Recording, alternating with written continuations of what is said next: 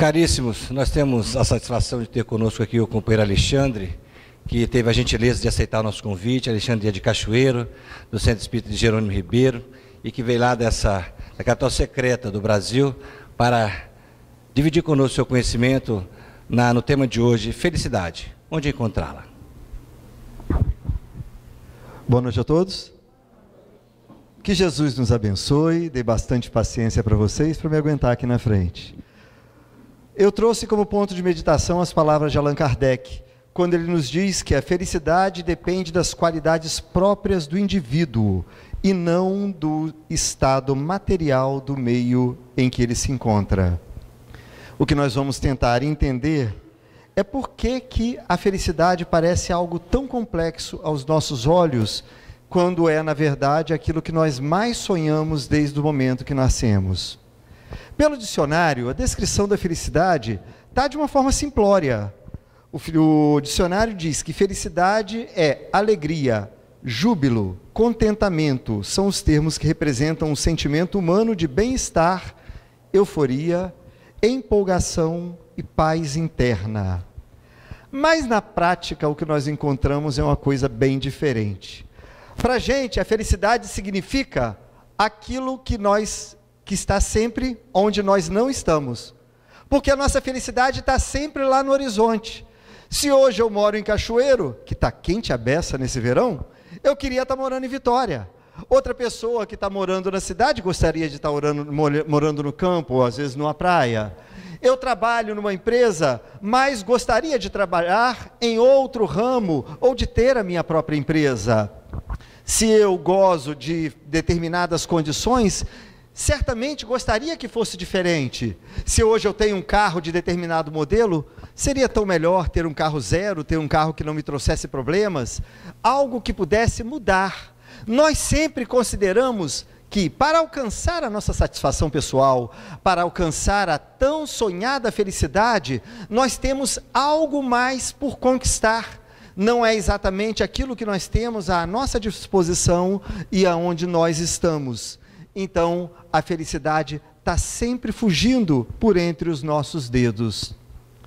A filosofia já encara e nos mostra a felicidade de uma forma diferente.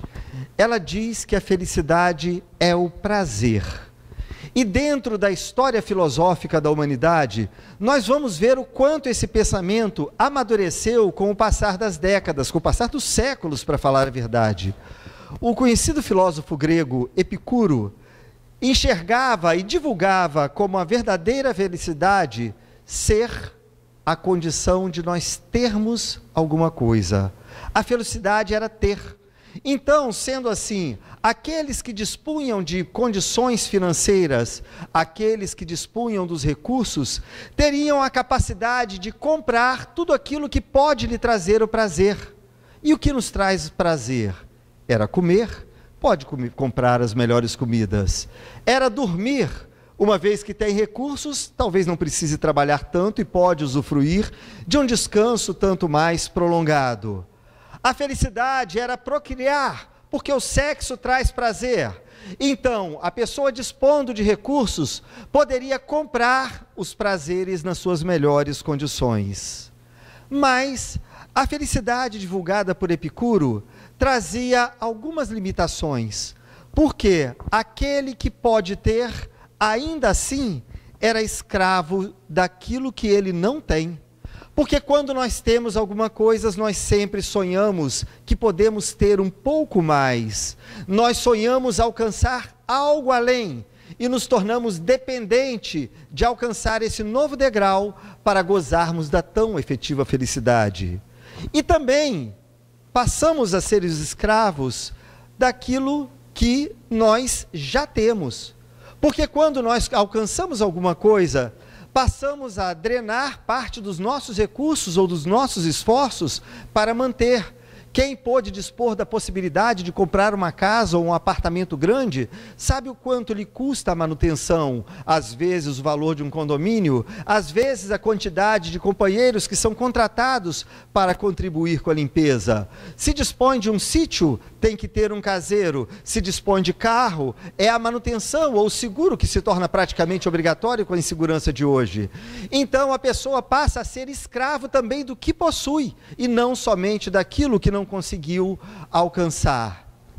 A felicidade que Epicuro nos propunha passa então a ser uma felicidade relativa, porque ela deixa lacunas que poderiam naturalmente ser contestadas. E é sobre essas lacunas que nós vamos encontrar mais adiante crescer o pensamento de mais um filósofo grego chamado Diógenes. Diógenes se torna muito conhecido pela sua felicidade do não possuir nada. E ele vivia sem nada ter. Ele vivia apenas com sua túnica e morava numa barrica, um barril de madeira, aonde ele podia dormir e lhe protegia da chuva. Lá ele pregava a verdade que acreditava que para que o homem pudesse realmente ser feliz, ele deveria descartar todos os pertences que não fossem necessários para a sua sobrevivência. Narra a história que certa vez, então, Diógenes está à beira de uma fonte, quando um garoto procura se servir de água fazendo uma concha com as mãos. Nesse instante, ele diz, mais um aprendizado, e descarta a sua caneca, uma vez que passaria a usar as próprias mãos. Ele torna-se conhecido pela forma com que vivia perante aquela sociedade. Num período mais adiante, a cidade é invadida por aquele que se torna conhecido como o grande general da Macedônia, Alexandre. E o general não demoraria muito para tomar conhecimento daquela figura que vivia numa barrica. Alexandre, então, tomando de um dos seus guardas, vai até Diógenes para questionar a veracidade daquela posição do filósofo. Então Alexandre, lá chegando, chama-o e encontra-o aquecendo-se ao sol e diz, eu posso lhe dar todas as riquezas do mundo. É muito fácil falar que a felicidade é não ter, quando a pessoa não dispõe de recursos para alcançar um luxo maior. Mas eu posso te dar o teu peso em ouro. Escolha o prêmio que quiser, que eu lhe darei. Então Diógenes olha para os seus olhos e traz a célebre frase, só não quero que tires aquilo que não podes me dar. Alexandre fica curioso, uma vez que tudo estava ao seu poder. Está a tapar o sol que me aquece.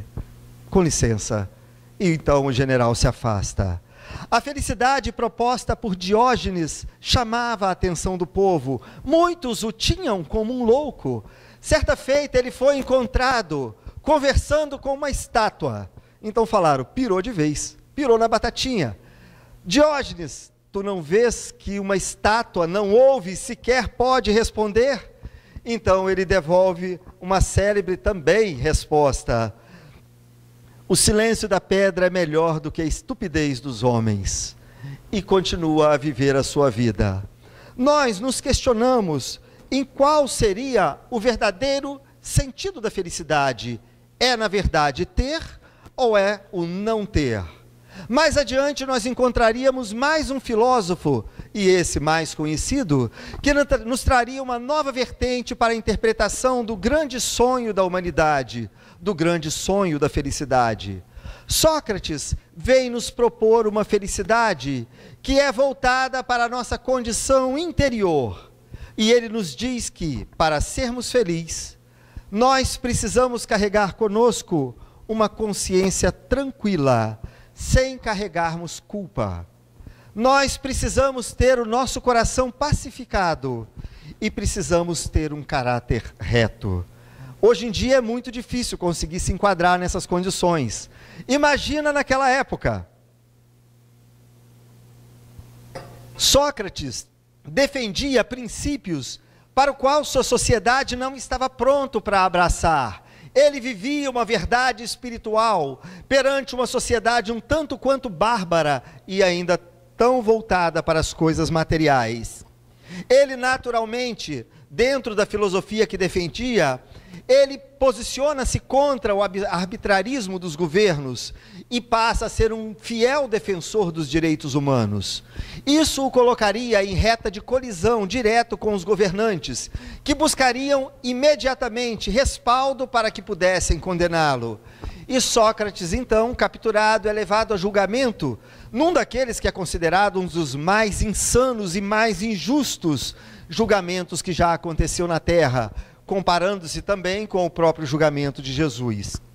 Quando então avaliado pelo juiz, ele é colocado diante de uma nova sentença: eu te condeno à morte. E ele então dá um sorriso, que para muitos é interpretado como um deboche, e diz: não vejo novidade, todos nós já nascemos condenados à morte. Então, irritado, aquele que o condenara diz: mas eu te matarei antes da hora que você morreria. E trancafia, ele seria obrigado mais adiante a tomar sepulta, para que pudesse imunizar o mundo dos princípios que ele tanto defendia. Pois bem, diante da prisão, os fatos que acontecem são narrados numa obra chamada Diálogos com Críton. Críton era um dos seus discípulos e que traz umas experiências muito interessantes. Dizem que uma vez Críton adentrou o cárcere e então busca por Sócrates e diz: eu vim trazer-te a liberdade. Sócrates então responde: mas eu sou livre? Como pode ser livre? O senhor está numa cadeia de pedra, de cimento, de cal, não goza da liberdade. Então ele responde: encarcerados estão aqueles que têm vícios, aonde vão a sua dependência. O seu cárcere, eu sou livre porque ninguém pode deter as asas do meu pensamento. Mas, a propósito, como me libertarias? Nós subornamos um guarda, diz o Críton. Então queres que eu fuja através da porta do suborno para pregar a honradez, a honestidade e a verdade? Eu não vou fugir. E permanece por ali. A outra experiência que ele nos mostra, e colocando em prática tudo aquilo que ele havia defendido durante a sua vida e com a sua filosofia, é quando o guarda lhe aborda, já abrindo a porta da prisão para levá-lo para a execução. Então diz: você ainda tem 1 hora. Ele responde: o que é 1 hora para quem tem à frente toda a eternidade? E quando caminha para o desfecho da sua vida, Críton ainda lhe pergunta: aonde quer que sepultemos o teu corpo? Tanto faz, joga fora. Aonde quer que esteja, Sócrates não mais estará lá, porque eu parto daqui para a eternidade.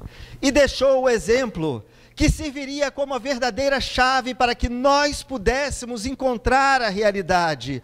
Uma frase tão pequena e tão bela, que encontra-se na resposta também do Livro dos Espíritos, da pergunta de número 919, quando os Espíritos dizem: um sábio da antiguidade já vos disse, conheça-te a ti mesmo.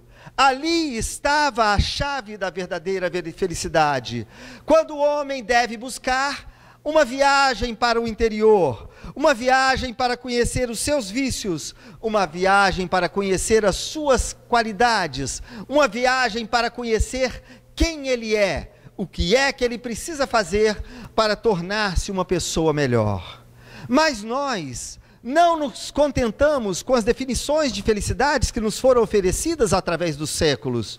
Nós passamos pela felicidade do ter, encontrada por Epicuro ou por Diógenes, e isso não resolvia a nossa vida. Nos foi oferecida a felicidade do ser, que Sócrates colocou com tamanha sabedoria, mas que ainda hoje não atende os nossos anseios. Então nós criamos uma nova felicidade, a felicidade do parecer. Eu vou para a rua, compro um terno bacana, compro uma roupa que me coloca com a aparência de uma pessoa de grande condição financeira e saio a desfilar para ser apontado. Como ele é elegante, como ele é belo, como ele usufrui de uma condição que eu não posso ter. E mal faz ele as condições de pagar a prestação daquela roupa que comprou. Desfilamos com um carro novo e lá vão as pessoas a apontar: Nossa, lá vai o exemplo do sucesso. E lá nós vamos a chorar. Temos mais não sei quantas prestações de R$700 ou de mais de 1.000 para pagar. Compramos a tão famigerada TV Smart 3D de tela plana com 52 polegadas. Colocamos na nossa sala e naqueles momentos nós somos felizes. Minutos depois nós descobrimos que a novela termina com o mesmo desfecho na TV nova e que também não resolve o problema do meu time, que continua a levar uma goleada durante os campeonatos de futebol. E eu ainda tenho 36 prestações para pagar. Nós parecemos felizes e carregamos dentro disso a nossa própria infelicidade. Por quê? Existe um prazer que nós aprendemos a ver na nossa vida, que é o prazer de conquistar. E como quase todos nós buscamos trabalhar para obter um salário, uma condição financeira, é natural que quando nós conquistemos alguma coisa com o nosso dinheiro, compremos alguma coisa que nós sonhamos há tanto tempo, nós sintamos um prazer muito grande. É uma coisa gostosa que só quem compra consegue descrever. Mas aquilo dura poucas horas, poucos dias, às vezes não mais que uma semana, quando nós vamos entender que o carro leva para os mesmos lugares que o carro velho levava. E não pode ser mais rápido, porque existem as limitações de velocidade, que o conforto não é tão diferente assim, mas passa e o carro começa a ficar velho, a TV continua a funcionar e nós temos a necessidade de comprar mais alguma coisa, porque a felicidade não estava no bem, estava naquela vitória de ter conquistado, estava no ter vencido mais uma barreira. Existe uma pesquisa muito interessante que foi dirigida pelos doutores Arthur Aaron, que é psicólogo da Universidade Estadual de Nova York, a doutora Lucy Brown, que é neurocientista da Faculdade de Medicina Albert Einstein, e a doutora Ellen Fisher, da Universidade Estadual de New Jersey, todas nos Estados Unidos. Eles fizeram uma pesquisa interessante, que é expor as condições das pessoas sobre determinados pensamentos a uma análise por tomografia computadorizada. A tomografia permite avaliar quais as regiões do cérebro estão trabalhando em determinado momento, de forma que vê de cores diferentes as que estão em atividades das que não estão em atividade. E ela consegue, com isso, detectar o funcionamento das regiões que a gente chama de motivação e recompensa, através das cores. São regiões essas que são ricas em dopaminas e que, com a presença da dopamina, passam a transmitir a sensação de prazer, a sensação de vitória. Essa sensação nós alcançamos quando nós ganhamos uma corrida, temos a sensação de sermos vitoriosos. Quando nós temos muita fome e conseguimos um alimento para nos alimentar, temos a sensação de vitória. Quando nós queremos comprar a TV de 52 e conseguimos comprar, quando nós alcançamos qualquer objetivo que sonhamos, naturalmente a dopamina vem e traz essa sensação de prazer, ainda que momentânea, mas ela é capaz de trazer. Por isso nós sentimos esse grande bem-estar, porque a região específica do cérebro trabalha. A pesquisa desses cientistas nos leva a uma análise interessante. Ela pede para as pessoas pensarem no cônjuge ou nas pessoas que amam, o amor romântico. Ou seja, eu vou pensar na minha namorada, eu vou pensar no meu namorado, vou pensar no meu noivo, na minha noiva, no meu marido, as pessoas que nós mais gostamos. E ela observa que o amor romântico é capaz também de despertar e de disparar o sistema de recompensas, fazendo com que as dopaminas venham e transmitam a mesma sensação de prazer. Por isso que geralmente aquelas pessoas apaixonadas ficam com aquele sorriso abobado no rosto, uma sensação de felicidade, porque tem essa sensação de prazer continuamente, cada vez que pensam nas pessoas por quem eles estão apaixonados. Agora, tem uma pesquisa mais recente que é muito interessante. Essa foi desenvolvida pelo Dr. Paul Zak, que é economista e neurocientista da Universidade de Claremont, na Califórnia. Ele, aos seus 53 anos de idade, fez uma pesquisa coletando sangue de voluntários durante 12 anos. Lhe foi oferecida a possibilidade de pesquisar sobre um elemento que é chamado ocitacina, que é considerado como um dos hormônios femininos. E ele resolveu fazer uma comparação. A presença da ocitacina no sangue das pessoas, no momento que essas pessoas tratam ou fazem qualquer atitude de caridade, qualquer atitude de generosidade. E ele chegou à conclusão que a generosidade é capaz de disparar uma ampliação da ocitacina no sangue. E vocês vão entender isso mais adiante. E ainda mais, ele criou uma prova interessante.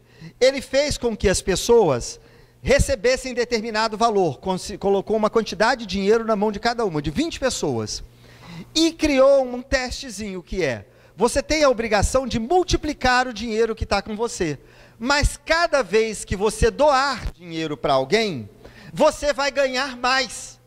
Então, quando você compartilha, você aumenta o seu lucro. O que ele observou que quando esse dinheiro era dado para outra pessoa, a pessoa que recebeu, ao ver a relação de confiança que foi estabelecida e o prazer por ter recebido aquela dádiva, disparava também a ampliação da ocitacina no sangue dos receptores das bênçãos. A qual a conclusão que ele chegou? Quando você pratica a generosidade, você multiplica também a ocitacina como uma cadeia que vai através das pessoas que vão recebendo. Então você pode fazer com que isso se alastre como uma corrente.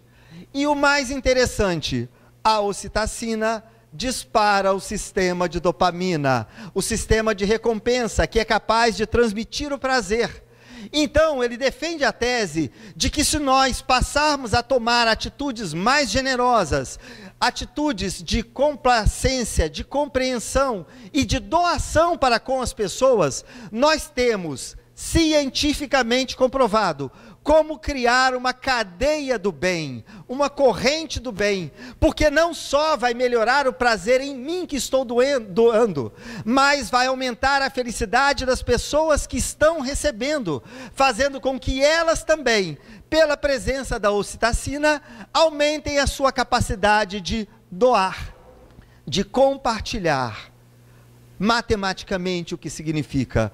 Quando nós formos capazes de disparar a corrente do amor, de disparar a corrente da sensibilidade, da generosidade, nós iniciaremos um processo, uma cadeia, uma reação em cadeia, sem retorno, que naturalmente fará com que o bem passe a ser implantado na face da terra. E a própria implantação disso é a implantação de momentos de prazer, um aumento da felicidade das pessoas que fizerem parte dessa corrente, quer seja doando, quer seja recebendo. Então, o Dr. Paul Zak, que também é conhecido como Dr. Love Zak, Dr. Amor, ele propõe um exercício que ele colocou para a vida dele como uma forma de melhorar a sua qualidade de vida.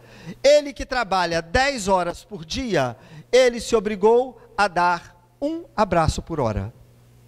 Cada vez que ele doa um abraço, a ocitacina faz o trabalho para que ele se equilibre e se melhore, vença o estresse dentro de si. E isso também é compartilhado com as pessoas que receberam um abraço. E ele diz que isso já é capaz de melhorar a vontade e o estímulo da vida dele mesmo. Foi a receita que ele adotou e que certamente está ao alcance de cada um que está aqui. Agora, parem para pensar. Esses dias atrás, mesmo diante de crise financeira, que Deus sabe lá para onde vai parar nosso país, nós passamos pelo Natal. E o Natal é a época que nos faz despertar a generosidade, que seja por memorar os pensamentos e a filosofia do aniversariante, que é Jesus, nos faz despertar uma caridade, o amor ao próximo, e nós somos tomados por uma onda de compaixão, por uma onda de amor ao próximo, que é diferente das que nós temos em todo o resto do ano. Tanto que muitas pessoas, ao falar alguma coisa na noite de Natal, ou a colocar palavras sábias ou pregações na época do Natal, fala que nós deveríamos adotar o Natal não só para o dia 25 de dezembro, mas que ele fosse implantado nos 365 dias do ano. Então, o que nos é proposto pela ciência, pelo pensamento do Dr. Polzac, é que se nós aprendermos a expandir aquilo que nós vivemos na noite de Natal para todas as outras épocas, todas as outras datas do ano, nós estaremos fazendo um investimento que certamente nos traz retorno garantido, porque nós seremos muito mais felizes, nós estaremos gozando daquele prazer por muito mais tempo. Agora, essa proposição que nos é trazida pelo Dr. Polzac é aquela que nos foi trazido pelo grande missionário que aqui esteve há 2000 anos atrás, que foi Jesus, 380 anos depois de Sócrates aproximadamente, quando ele veio dizer que a felicidade era um estado de plenitude com Deus, através dos exemplos que ele nos deixou, quando disse que meu reino não é desse mundo. Ele nos convidava a buscar uma felicidade em outro plano de ações, em outro plano de pensamentos, em outro plano de metas e de ideias. Nós que por tanto tempo ficamos, e ainda hoje, estamos arraigados aos nossos princípios sociais, aos nossos princípios materiais, e a inúmeras outras que vão nortear a nossa conduta, acabamos por deixar a proposta que nos foi deixada 2000 anos atrás em segundo plano, e continuamos a buscar a felicidade no ter, no conquistar, porque isso nos traz coisas palpáveis e está ao alcance da nossa própria mão. Pois bem, a proposta das religiões que nos convidam para esse pensamento, naturalmente, ela nos enche de deveres, de reformas íntimas, de mudanças que devemos implantar em nossas vidas, e que nós geralmente fugimos da responsabilidade da implantação, e por isso quase sempre deixamos a religião em segundo plano em nossas vidas. Fugir vamos dizer assim, desses deveres, nós estamos faltando para com a honestidade conosco mesmos. Porque se tem uma única pessoa que vai ser prejudicada pela minha não reforma, sou eu mesmo. Então, é brincar com o destino.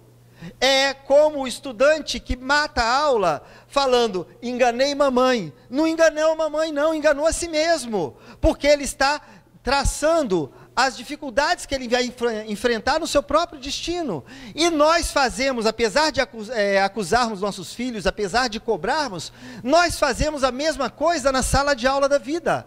Nós cabulamos a aula porque não queremos adotar aqueles princípios dessa responsabilidade dentro do nosso plano e das nossas metas de vidas atuais. Mas é muito fácil de distinguir uma coisa: o prazer, aquele que nós obtemos quando compramos, quando vencemos, quando comemos pudim ou qualquer outra coisa, é um estado de sensação. Por isso ele é tão transitório. Ele chega e vai em seguida, como uma fagulha que às vezes passando perto do esmeril voa, está brilhando, mas apaga segundos depois quando bate no chão. A felicidade é um estado de emoção.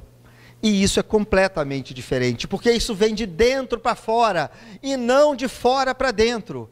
Querem ter noção do que é emoção? Nós às vezes nos deparamos na televisão ou em revista com imagens que nos encantam. Às vezes no Facebook, que é mestre em mostrar coisas bacanas, né, vamos dizer assim. Às vezes você vê uma imagem linda de uma paisagem da natureza, um lago nas regiões alpinas, que é aquilo que encanta, dá vontade de visitar. Quando você vê uma foto cheia de filhotinhos de porquinho da Índia, ou filhotinhos de cachorro, que encanta, e a pessoa fala, que fofinho. Quando você vê, às vezes, imagem de flores lindas, imagem de um sorriso sincero, quando você vê a imagem de Jesus. Essas imagens que nós construímos com a mente, elas nos trazem emoções, que são diferentes das sensações. E nós conseguimos provocá-las cada vez que a imagem vem à tona. Nós conseguimos provocá-las cada vez que nós pensamos. Ainda que eu tenha comprado uma TV nova, hoje eu posso pensar, eu não vou ter mais a sensação de comprá-la nova, porque passou. Mas as coisas que me emocionam, essas voltam quando eu levo a minha mente a rememorar aquele momento.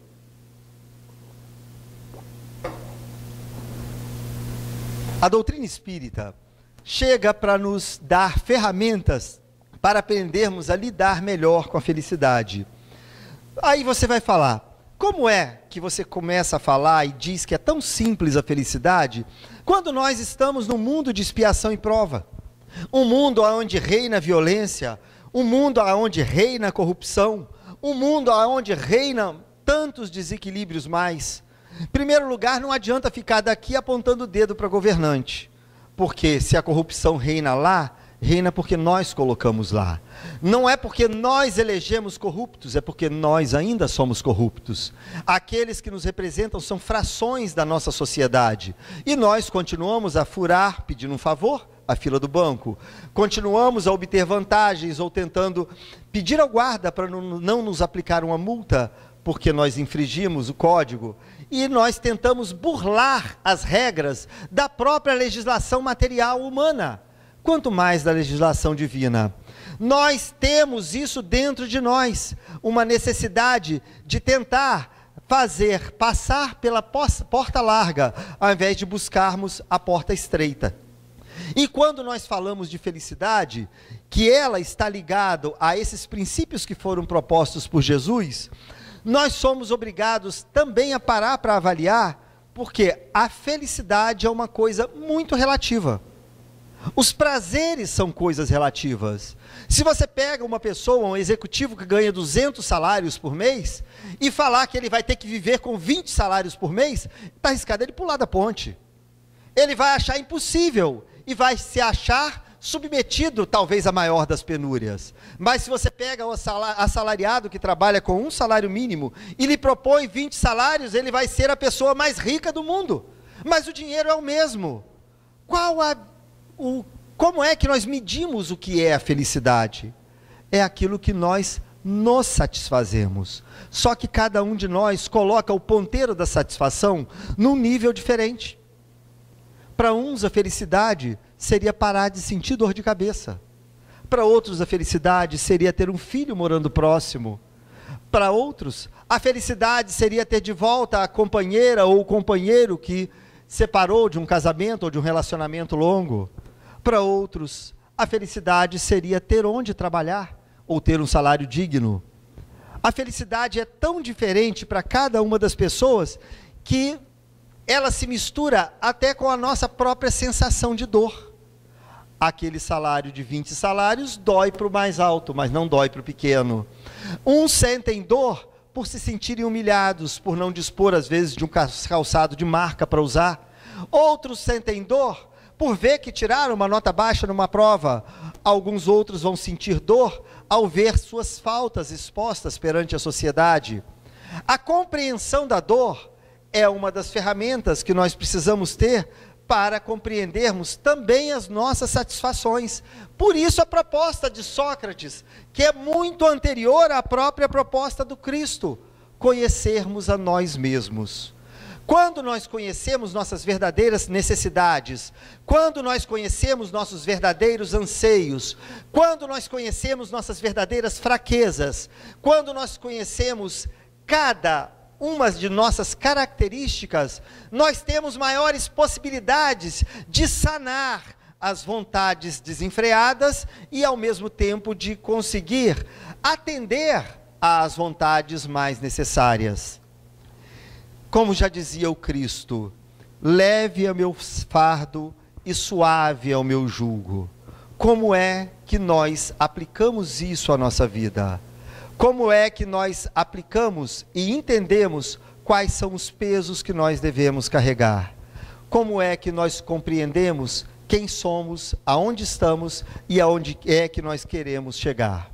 A doutrina espírita chega nessa hora, nos oferecendo um conhecimento e a ferramenta capaz de nos permitir mapear a nossa vida e realmente colocar em prática a tarefa de conhecermos-nos a nós mesmos. Propunha Santo Agostinho que nós fizéssemos, como ele fez, uma avaliação noturna para avaliar cada atitude que tivemos durante o dia, para compreender aonde poderíamos ter sido melhor, aonde erramos e aonde é que nós agimos certo. Dessa forma, compreendendo as quedas, teríamos como evitar que ela pudesse se repetir nos dias subsequentes e, naturalmente, corrigiríamos a nossa atitude, tornando-nos seres cada vez melhores. Alguém vai falar, mas será que esse pensamentozinho de noite é suficiente para resolver? Com vontade, sim. Tanto que Agostinho, que não era uma pessoa que detinha todos os padrões de comportamento perfeitos, por isso precisou corrigir-se, foi chamado de santo pela igreja ao qual ele servia, porque foi considerado uma pessoa excepcional nas atitudes que alcançou perante as reformas que assim fez. Existe um episódio interessante que aconteceu num filme chamado Os Miseráveis, de Victor Hugo, no qual é estrelado, ou não estrelado, mas é representado por um marginal chamado Jean Valjean, que numa fase de sua vida, ele é obrigado a obter socorro numa igreja, e lá recebe, por caridade do pároco em questão, espaço, comida, uma sopa para que pudesse alimentar, e a possibilidade de pernoitar. Lá ele fica, mas durante a noite, vendo os castiçais de prata, vendo todos os objetos de valor que tinham dentro da igreja, ele então resolve por fugir, coloca tudo num saco e foge, roubando aquilo que poderia representar algum valor para ele. Mas mal alçar os muros que fechavam a diocese, ele é então flagrado por um policial que o traz preso, pedindo que o padre comprovasse na veracidade que aqueles itens pertenciam à igreja, para que ele pudesse ser condenado. O padre então abre o saco e fala, não, fui eu que dei para que ele pudesse recomeçar a vida. E então Jean Valjean vê-se envergonhado diante daquilo, e após a saída do guarda, que não encontra então motivo para a sua detenção, ouve do padre, vá, mas não torne a furtar. Claro que ele é tomado de uma comoção, só que maior é por parte do padre, porque a verdadeira felicidade não está em receber, a verdadeira felicidade está em doar, está em compartilhar, está em repartir. Jesus, quando nos propôs a implantação das leis de amor, ele propôs um amor como esse praticado pelo padre, um amor unilateral, aquele amor que você dá, que você compartilha, mas sem esperar que nada lhe seja dado em retribuição. O amor que nós conhecemos na nossa vida, quando compartilhamos a nossa vida com alguém, com um cônjuge qualquer, não chega nem perto desse amor, porque é um amor comercial. Eu te amo se você me amar, eu faço por você, desde que você faça por mim, eu te dou carinho, desde que você também me dê carinho. Isso nada mais é do que uma permuta. Entre os amores que nós tentamos praticar, o que mais se assemelha ao amor praticado pelo Cristo e proposto no Evangelho, é o amor de mãe para filho, aquele que é ferido por inúmeras ingratidões pela vida fora, mas continua a amar incondicionalmente. Se pudermos comparar de uma forma material, poderia dizer que o amor é como a própria luz do sol, que aqui banha a terra, permitindo acontecer a fotossíntese, permitindo que o oxigênio seja providenciado para a manutenção da vida, dando-nos o aquecimento necessário para que nós encontremos o equilíbrio do nosso próprio organismo, permitindo florescer a vida e permitindo-nos as experiências maravilhosas que nós passamos, independente de sermos negros, brancos, amarelos, de sermos pobres, ricos, de sermos de uma ou de outra religião, homem, mulher ou de qualquer postura sexual. O sol banha a todos indistintamente, e essa foi a proposta que ele nos deu, quando propôs que aprendêssemos a fazer pelo nosso próximo aquilo que gostaríamos que fosse feito para nós mesmos, é amar sem esperar nada em troca. Conta um fato interessante que acontece, narrado por um médico que presenciou um senhor, já idoso, que frequentava um asilo para visitar a sua esposa, que lá encontrava-se vítima de Alzheimer, já há mais de 8 anos sem conhecer ninguém. E lá ele chegava, tomava de um prato de sopa, sentava-se ao seu lado e começava a lhe dar a sopa na boca, uma colherada após outra. Ela babava e ele carinhosamente enxugava. Ela rejeitava e ele carinhosamente insistia. Quando o médico, então, insatisfeito com aquela proposta, com a postura anônima do senhor, vira e diz: por que faz isso? Ela nem sabe quem és, não recorda mais de ti, e sequer percebe que não é uma funcionária que está fazendo isso por ela. Por que tamanho esforço? Ele então responde: ela não sabe, mas eu sei. Eu sei quem é ela e o quanto ela representa para mim. Eu sei o quanto significa estar aqui ao lado dela. E aquilo era a sua receita da felicidade, porque só o amor nos permite alcançar a conquista da felicidade plena. Só o amor, através das pequeninas coisas, de um gesto para recolher um papel de bala que caiu no chão, um pouco de água para ser reposta no vidro da geladeira, um sorriso para aquela pessoa que nos dá bom dia, um auxílio para quem precisa de nós para aprender uma tarefa, ou sequer qualquer coisa na escola, uma palavra de conforto, um ombro amigo, ou um simples olhar de compreensão para aquele que carrega a culpa nos momentos mais difíceis. Amar não é construir asilos, orfanatos, ainda que sejam grandes obras. Amar é aprender a colocar isso dentro da família, dentro da nossa casa, dentro do nosso ambiente de trabalho, perante aquelas pessoas que parecem as mais difíceis, porque são elas que precisam ser amadas. Quando nós aprendermos a amar, nós também estaremos aprendendo a perdoar, nós estaremos aprendendo a ser honestos conosco mesmos, nós aprenderemos a confiar na vida, porque a vida sempre nos recebe e nos resguarda, nos guarda as coisas melhores para que possam estar à nossa frente. Aí eu me recordo de uma história muito interessante que aconteceu e é verídica com um alto executivo de uma empresa de seguros em Nova York. Quando ele é proposto a passar da condição de gerente de uma determinada posição que ele estava, para a condição de vice-presidente de uma das maiores empresas dos Estados Unidos, no discurso da promoção, o presidente vai e fala: nem parece aquele mendigo que eu encontrei na rua. Aquilo chamou a atenção de muitos.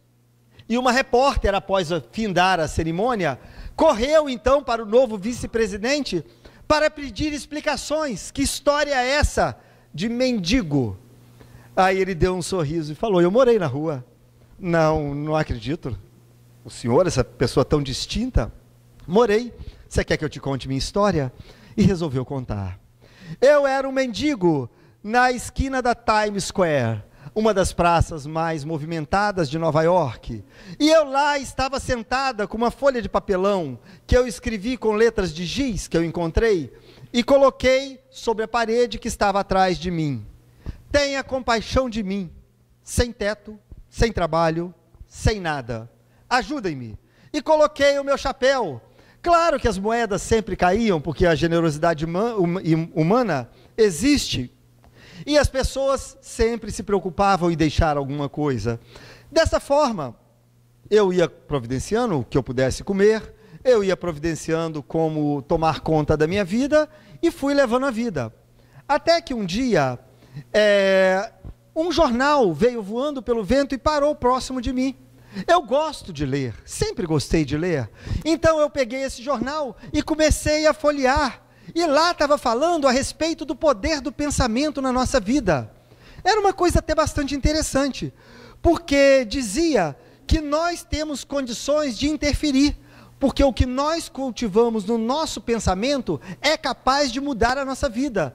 Então falava que nós devíamos nos amar, que nós deveríamos mudar os nossos pensamentos se nós quiséssemos mudar a nossa vida. Eu achei interessante. Será que isso dá certo? Então eu peguei o papelão, eu não tinha muita coisa para perder. Do outro lado, fui lá e escrevi: sou um mendigo feliz. Moro no melhor ponto de Nova York, num apartamento com 360 graus de visão para a área mais nobre.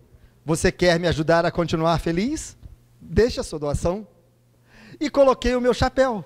E continuaram. Só que dessa vez eu observei que não mais chegavam apenas aquelas moedinhas de cents, chegavam moedas de dólar. Algumas pessoas eram capazes de depositar $5, até $10 de uma vez.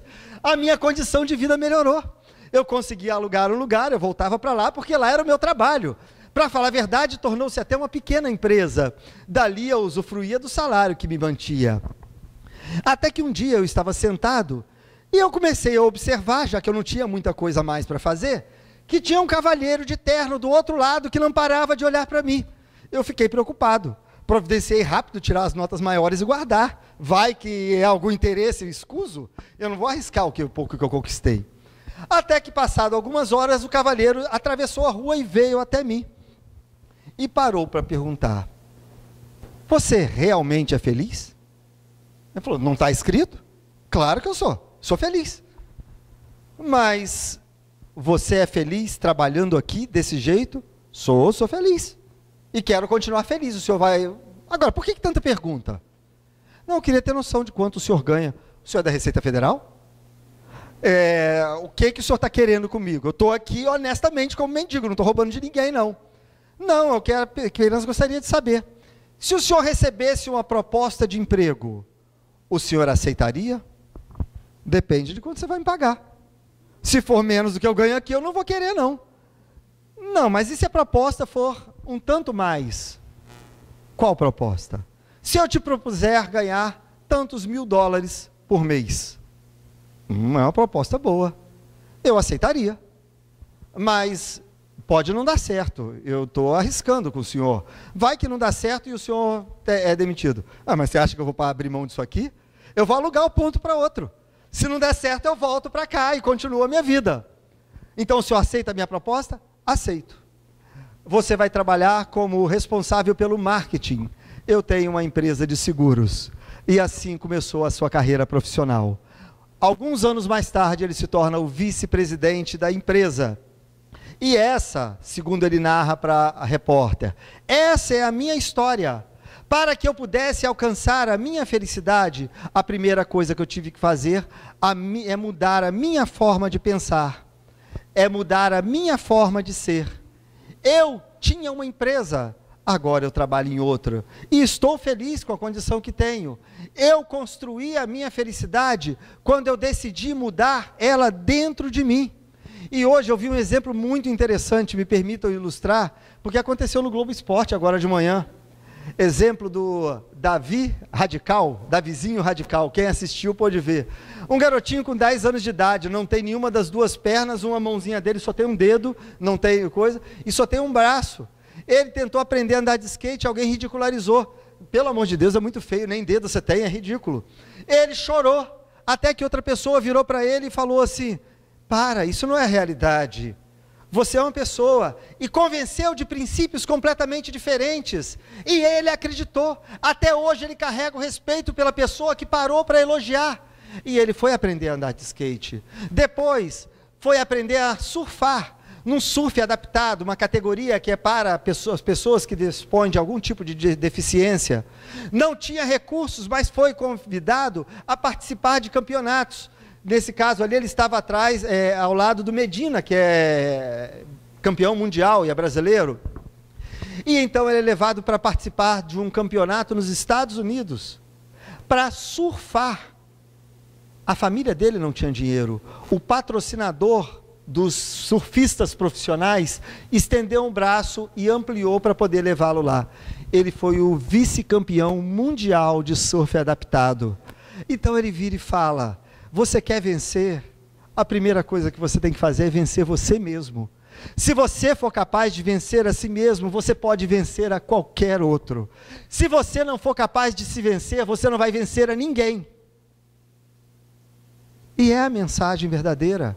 Se nós queremos alcançar algo de produtivo para nós, nós temos que vencer as nossas barreiras interiores, tirar o mau pensamento, tirar o descrédito, tirar a dor que vive norteando os nossos pensamentos, tirar as crises do pensamento, ainda que a crise exista, mas sempre existe brecha para quem quer trabalhar, sempre existe brecha para quem quer construir, sempre existe alguém que nós podemos servir, alguém que nós podemos atender. Se não podemos alcançar o prazer de comprar uma coisa nova, podemos alcançar o prazer de compartilhar, de servir por alguém, de sermos solidários para não sermos solitários. Aprender a conhecer o amor, aprender a conviver conosco mesmo, com as deficiências e as dores que carregamos, e vislumbrar o horizonte que se abre à nossa frente, com todas as possibilidades que nos são oferecidas com as ferramentas que o Cristo nos deu, é compreender que nós somos seres privilegiados.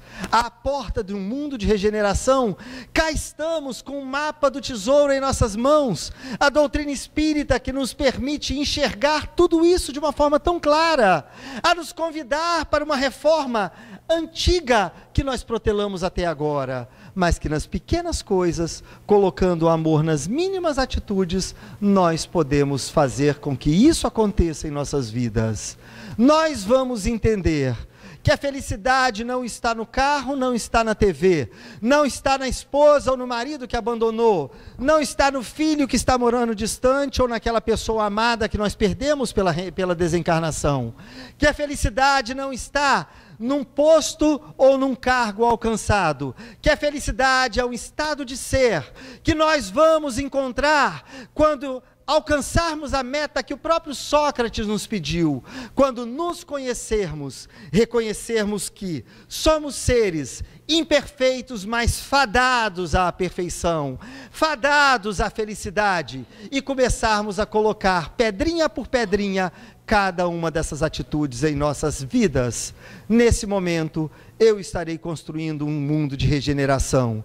Neste momento, eu estarei construindo o bem-estar de todos que me rodeiam. Neste momento, eu estarei me construindo como ser integral. Neste momento, eu estarei construindo, degrau por degrau, a minha própria felicidade. E eu tenho que dar uma notícia muito interessante. Não é como um apartamento que você começa pela fundação, construi colunas, vigas, paredes por paredes, acabamento, para que ele possa ficar pronto e possa ser habitado. A felicidade é diferente. Quando você começa a colocar as primeiras pedrinhas na fundação, você já é transbordado pelas dopaminas, que vão te inundar pela sensação de prazer. Quando você exteriorizar isso, mostrando para os outros que é possível ser feliz com pouco que se tem e com pouco que se pode fazer, você verá que isso se multiplicará e você pode ser feliz, não lá na frente, mas pode ser feliz agora. Não no mundo de regeneração, ainda no de expiação e de prova. Não com um galã de cinema ou com a musa dos deuses habitando do seu lado, mas às vezes sozinho, numa casa onde você possa estar, bastando aprender a compartilhar. Seja feliz, eu sou feliz. E gostaria que isso pudesse transbordar para cada um de vocês hoje. Que Jesus nos abençoe.